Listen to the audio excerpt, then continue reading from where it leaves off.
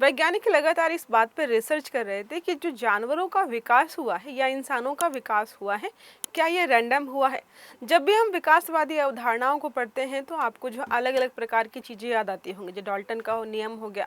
इसके अलावा यही हमने पढ़ा है कि भाई समय के साथ साथ जैसे पर्यावरण बदला, जो हमारे आसपास की ग्रीनरी है, मतलब पेड़ पौधे खाने की सामग्री है, वो बदली, वैसे वैसे हमारे शरीर का आकार बदलता गया। मतलब हम अभी बाहरी बदलाव की बात कर रहे हैं क्या, लेकिन कभी जो है किसी ने अंदरूनी बदलाव की बात की है कि हमारे डीएनए में या हमारे जेनेटिक्स में भी कुछ चेंजेस हुए होंगे। इसको लेकर के वैज्ञानिक लगातार रिसर्च कर रहे थे, तो इन्होंने बहुत सारी चीज़ें खोज के निकाली हैं और ये हमारे सामने बात रखी है कि भाई जो भी हमारा डेवलपमेंट हुआ है वो अंदरूनी और बाहरी दोनों तरीके से हुआ। अब ये कैसे साबित करेंगे, इसको अभी हम जो है जान लेंगे वन बाई वन। तो मैं हूँ आरती, संस्कृति आई में आप सभी का स्वागत है। आज हम पढ़ने वाले हैं जीनोम के बारे में, या डीएनए का कैसे जो है धीरे धीरे विकास हुआ है। अगर आपको कोई डाउट हो तो प्लीज़ कमेंट बॉक्स में ज़रूर पूछिए। अब देखो यहाँ पर इमेज जो बनी हुई है, इसमें सारे जीव जंतु बने हुए हैं कि कैसे जो है पूरी एक संरचना से, केंद्रक से डीएनए, आरएनए, फिर जो है जीनोम कैसे धीरे धीरे विकसित हुए हैं। हम सबको अपने पूर्वजों के बारे में पता है कि पहले भाई 4 पैरों पर चलते थे, धीरे धीरे 2 पैरों पर चले, फिर आग की खोज हुई, अलग अलग चीज़ें जो है धीरे धीरे समय के साथ बदलती गई और आज हम जैसे दिख रहे हैं वो सारे बदलाव का ही परिणाम है। अगर देखो कई सारी जो है मैंने मूवीज़ वगैरह देखी है, उसमें ये था कि अगर आज से जब भी मतलब डायनासोर्स के समय पे जो एस्टेरॉइड गिरा था और एस्टेरॉइड्स गिरने के बाद डायनासोर्स विलुप्त हो गए, उसके बाद जो है इंसानों का आगमन हुआ। अगर एस्टेरॉइड ना गिरता और जानवरों जो डायनासोर्स है वो खत्म ना होते तो आज भी शायद डायनासोर्स होते, लेकिन उनका भी रूप बदल गया होता। वो शायद हमारे जैसे ही 2 पैरों से चलते, 2 हाथ होते, लेकिन उनके जो है दिखावट थोड़ी सी अलग हो सकती थी। और अगर डायनासोर्स होते तो हमारी प्रजातियाँ कभी आ ही नहीं पाती। जैसे अगर आप देखेंगे शार्क जो होती हैं, ब्लू व्हेल्स वगैरह हैं, इनका आकार पहले के समय में बहुत ज़्यादा था। जो विकासवादी हैं वो बताते हैं कि शायद ये कभी ज़मीन पर रेंगने वाले जीव जंतु रहे होंगे, क्योंकि ज़मीन पर रहने लायक रही नहीं। इसके बाद जो है धीरे धीरे ये समुद्र या महासागरों की तरफ जो है चले गए और वहीं पे अडॉप्ट करते हुए अब वहीं रहते हैं। इस प्रकार की बहुत सारी अवधारणाएं हैं। तो एक साइंटिस्ट हैं, उन्होंने, साइंटिस्ट का पूरा ग्रुप है, उन्होंने रिसर्च की है। Scientist analysed thousands of animal genomes and found hidden evolutionary highway. अब ये क्या होता है, एवोल्यूशन का हाईवे बनाया है इन्होंने कि भाई 6 लेन का या जो है 3 लेन का एक हाईवे है, अलग अलग जानवर अलग अलग हाईवे से गया है। मतलब सबका डेवलपमेंट एक जैसा नहीं हुआ है, सबका जो है अलग अलग तरीके से हुआ है। अब stretching back to 600 million year, तो 600 मिलियन साल पहले क्या हुआ था, कहाँ पर क्या बदलाव हुआ है, इन्होंने सारी बातों को बताया है। तो चर्चा में क्यों है, तो हाल ही में वैज्ञानिकों ने जानवरों के लगभग 600 मिलियन ईयर पर पहले के क्रोमोसोम एवोल्यूशन को ट्रेस किया है, जिसमें इन्होंने क्या किया, 4454 अलग अलग प्रकार की स्पेसीज मतलब जानवर लिए। फिर उनके जो अलग अलग जीनोम है, लगभग जो है 5821 क्रोमोसोम लिए, सबको एनालाइज किया। इन क्रोमोसोम्स के साथ जो है इन्होंने 600 करोड़ साल पहले के क्रोमोसोम्स भी लिए। ये बिल्कुल वैसा ही है जैसे मान लीजिए कोई पुराना शहर है, उसमें एक दुकान है, उसके आसपास की सड़कें बदल गई, उसके आसपास के घर बदल गए, लेकिन उस दुकानदार ने ना अपने दुकान की जो है सजावट बदली, ना उसका डिज़ाइन बदला, ना रंग बदला, ना जो है नाम बदला। तो आज से 5 से 50 साल पहले जैसा था और वैसे आज भी है। तो वो एक लैंडमार्क हो जाए कि भाई ये सिटी कितनी पुरानी है। तो कुछ इसी प्रकार से इन्होंने पुराने जीनोम्स का इस्तेमाल किया और समय के साथ उसमें कैसे जो है जुड़ाव हुआ होगा, कैसे अलग हुए होंगे और कैसे रीअरेंज हमारे जो है जेनेटिक्स होते रहे हैं, वो सारे रिसर्च की। इसके लिए इन्होंने क्या किया, 29 हमारे जो एंसेस्टर्स के जीन्स हैं वो लिए। इसके बाद इनका ग्रुप बनाया, तो ग्रुप बनने के बाद जो है लगभग 406 कॉम्बिनेशन बने। 406 कॉम्बिनेशन का मतलब यहाँ पर क्या है कि जैसे आप मान लीजिए ABCDEFGH और 1 2 3 4 ऐसे 29 तरीके की चीज़ें ले ली। फिर उनका सीक्वेंस बनाना शुरू किया कि एक में जो है सीधा सीक्वेंस है, फिर दूसरे में हमने दूसरा वाला बदल के तीसरी जगह रख दिया। इस प्रकार की उन्होंने 406 सीक्वेंस बनाए। फिर कंपेयर किया अलग अलग जानवरों की जीन्स से, तो देखा कि भाई कहीं ना कहीं ये जितने भी हमारे पास कॉम्बिनेशन है, हर प्रकार की जीव में हमें दिखाई दे रहे हैं। तो भले ही वो अलग अलग रास्तों से गए हों, लेकिन उनका जो विकास है कुछ इस प्रकार से हुआ है जिससे हम कह सकते हैं कि ये सभी जो है एक ही प्रकार के जो है जीन्स को शेयर करते हैं। अब ये कैसे है, तो हम सबको पता है कि भाई डीएनए एक बहुत बड़ी सी किताब है। डीएनए के अंदर जो है बहुत सारे हमारे जीन्स होते हैं। उन जीन्स मतलब हमारे पन्ने हो गए, और पन्नों के अंदर जो अक्षर लिखे हुए हैं वो क्रोमोसोम्स हो गए, और क्रोमोसोम्स जो है मतलब क्रोमोसोम्स के आगे और जाएंगे। एक सेंटेंस लिखा हुआ क्रोमोसोम है, या वर्ड लिखा हुआ है जैसे राक्षस लिखा है वो क्रोमोसोम है, लेकिन राक्षस जो है 3 शब्दों से मिलकर बना है, वो अलग अलग जो 3 शब्द हैं वो जीनोम है। इस प्रकार से हमारा डीएनए बना हुआ है। डीएनए में क्या है, एक सेल होती है, सेल में जो है न्यूक्लियस होता है, न्यूक्लियस के अंदर जाएंगे क्रोमोसोम होता है, क्रोमोसोम के अंदर जो है डीएनए होता है, डीएनए में जो है जीन होता है, और जीन में अलग अलग प्रकार के सेगमेंट्स देखने को मिलेंगे, और इस पूरी संरचना को हम जीनोम के नाम से जानते हैं। अब साइंटिस्ट ने यहाँ पर क्या खोजा है, कैसे खोजा है, तो देखो यहाँ पे लिखा है 600 मिलियन ईयर अगो एंशिएंट जो है मिस्टीरियस एनिमल, एक यहाँ पर जो है अलग प्रकार का जीव देखने को मिला। इसका जो है यहाँ पर क्या किया, इन्होंने हिस्ट्री निकाली और निकाल करके कंपेयर किया कि कैसे जो है कहाँ पर किस प्रकार की चीजें रही होंगी। अब सभी एनिमल्स का रास्ता सेम नहीं था, सिमिलर जो है हम हाईवे की बात करें तो वही बोला जा रहा है कि अलग अलग समय पर अलग अलग जानवरों का विकास अलग तरीके से हुआ है।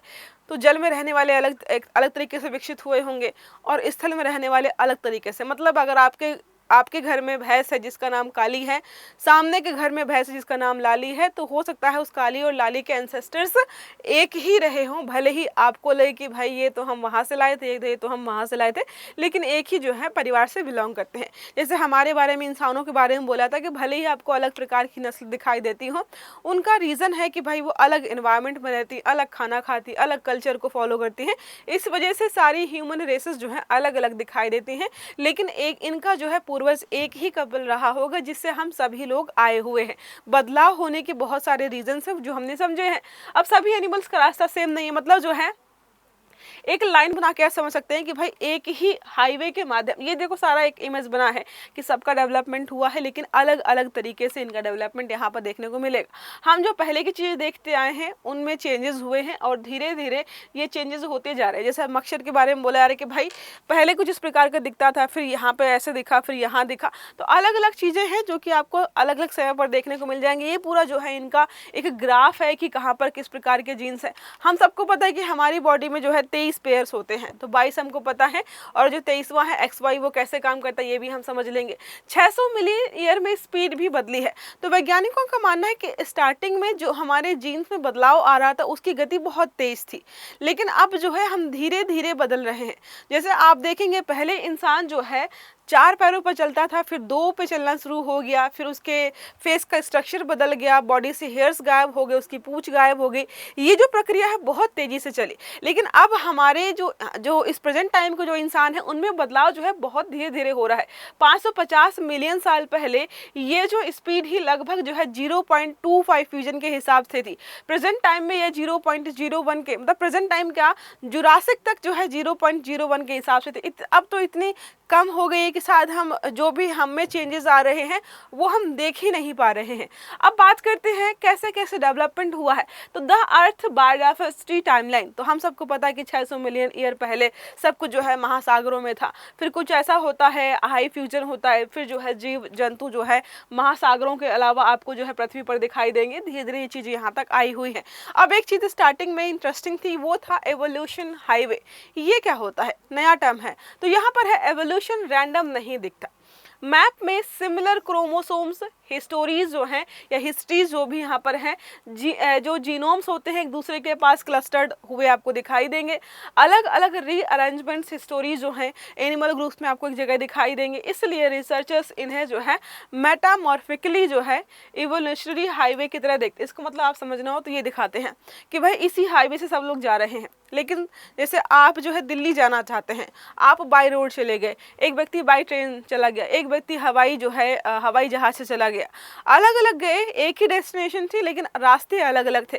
तो वैसे ही बोला जा रहा है कि जो जानवरों में डेवलपमेंट हुए हैं, जो जीन्स में चेंजेस हुए हैं, प्रेजेंट टाइम में हमें सारी बकरियां एक जैसे दिखाई देती हैं, सारी भैंस एक जैसे दिखाई देती हैं, लेकिन जो इनके पूर्वज रहे हैं जहाँ से भी ये बिलोंग करती हैं उन सबका रास्ता अलग अलग रहा होगा। अब बात करते हैं एवोल्यूशन जीनोम जो है टोपोलॉजी के बारे में। तो एक तरीके से यहाँ पे बोला जा रहा है कि भाई इन्होंने बहुत सारे जो है अलग अलग प्रकार के जीनोम्स को इकट्ठा किया, उसका जो है मैप बनाया, मैप बनाने के बाद जो है सबको अलग अलग जो है डिस्ट्रीब्यूट कर दिया।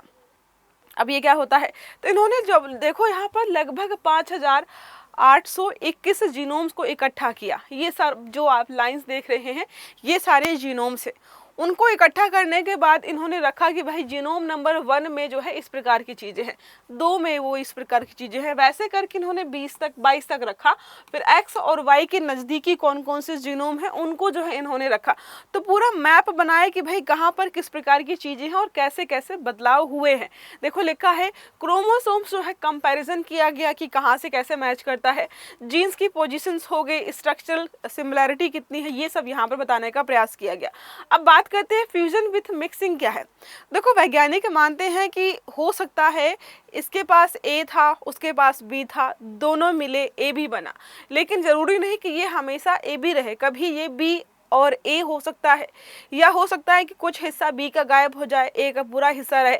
इस प्रकार से जो है धीरे धीरे बदलाव हुए हैं। फ्यूजन का मतलब हो गया जुड़ गए, जुड़ने के बाद जो है मिक्सिंग का मतलब है कि कभी ए आगे, इस प्रकार की चीज़ें यहाँ पर जो है लगातार हुए। तो स्टडी में जो है प्रोसेस को फ्यूजन विथ मिक्सिंग कहा गया है। अब बात करते हैं क्रोमोसोम्स जो है बदलते कैसे हैं, कैसे बदलते हैं क्रोमोसोम्स।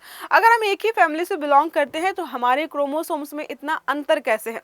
देखो अगर इसको समझना है तो आप जो है 2-4 पीढ़ी की अपनी फोटोज लेकर बैठिए, आपको कुछ सिमिलरिटीज भी दिखाई देंगी, आपको कुछ डिफरेंस भी दिखाई देगा कि आज से 4 पीढ़ी पहले सबकी नाक बड़ी मोटी सी थी लेकिन प्रेजेंट टाइम में शार्प हो गई है, तो ये अलग भी हो गया। लेकिन आप देखेंगे पहले भी लोगों की आंखें बड़ी थी और आज भी हमारी फैमिली में लोगों की आंखें बड़ी हैं। तो ये क्रोमोसोमल चेंजेस हैं जो लगातार होते रहते हैं। तो एवोल्यूशन के दौरान क्रोमोसोम्स हमेशा सेम स्ट्रक्चर में नहीं रहते, कुछ जुड़ते हैं, कुछ अलग होते हैं, कुछ रीअरेंज हो जाते हैं।